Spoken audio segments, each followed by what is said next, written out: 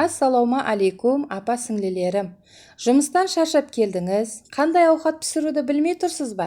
Онда мен сіздерге тез таяр болатұғын, артықша минет талап етпейтұғын тағам таярлап көрсетемін.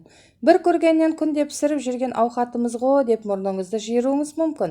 Бірақ мен пісірген ұсылда пісірсеңіз қайта-қайта пісіріп жейтұғын боласызлар. Мен масалықларды турап, таярлап алғанымыздан кейін қызып тұрған майымызға көшімізді дұз салып, жақсылап қуырмалап аламыз.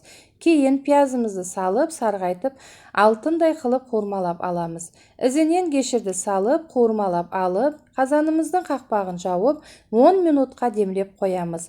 Кейін картошкаларымызды салып, үстіне капуста жайып, чеснок, укроп салып, таярлап қойған суымызды саламыз.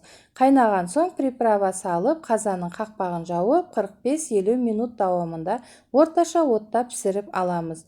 Укропты алып таслап, ыдысымызға бірінші капусталарымызды жайып, кейін қалғанын үстіне салып, укроп себелеп дастұрханымызға тартамыз.